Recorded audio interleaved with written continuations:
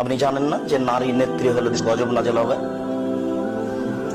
এমন কঠিন ভাবে আল্লাহ রাসূল বলছেন, এমন কঠিন ভাবে বলেছেন, আরবি ভাষাতে ওর চেয়ে কঠিন ভাবে বলার কোনো বাক্য নাই। তিনি বলছেন যে লাইয়াফলাহ কওমুন ওয়াল্লাহু আমরাহুম ইমরাতান, ওই জাতি কখনো পরিত্রাণ পেতে পারে না, ওই জাতি কখনো পরিত্রাণ পেতে পারে না, ওই জাতি কখনো পরিত্রাণ পেতে পারে না যে জাতির নারী হলো নেত্রী। এটা তো রাসূলের মুখের ভাষা। আপনি এদেশের অন্যায় থেকে বাঁচতে চান মানে কেন বাঁচবেন? ও তো শিপন শাড়ি পরে থাকে, বড় ব্লাউজ, বড় হাতের ব্লাউজ পরে, ও কখন পুরুষ হয়ে গেল? না, আমরা তো তাকে পুরুষ ভাবি না। আপনি কি করে ভাবলেন? ওখানে যান কি করে? কেন আপনি ভুলে গেছেন যে আমি মুসলমানের বাচ্চা? আমি ওখানে যাই কি করে? এটা হয় কি করে? রাসূল সাল্লাল্লাহু আলাইহি সাল্লাম বললেন ওই জাতিকে মাটির নিচে থাকতে হবে। এই যে ওমরাকুম নিসাকুম, যাদের নেত্রী হবে নারী, তখন তাদের মাটির নিচে থাকতে হবে, উপরে থাকার সুযোগ নেই।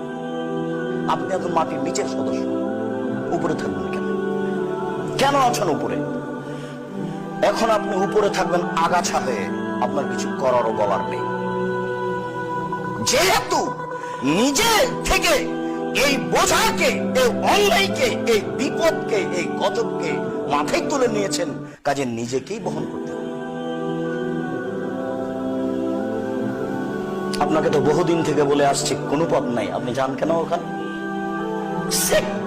আমি বলতে চাই না আপনাকে। আজকে যারা আছে তাদের কি হিসেব? যারা কালকে ছিল তারাও, যারা কিয়ামত পর্যন্ত আসবে তারাও।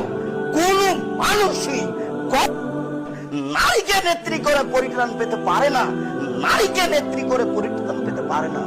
আপনাকে তো বারবার বলেছি, যেদিকে ভোট কাউন্টার আছে সেদিকে মুখ করবেন না, এভাবে তাকাবেন না। ওখানে তো যাওয়া তোর কথা, অন্তত নিজেকে তো বাঁচালেন। জাতি কি হবে সেটা পরের কথা, অন্তত নিজেকে তো বাঁচালেন।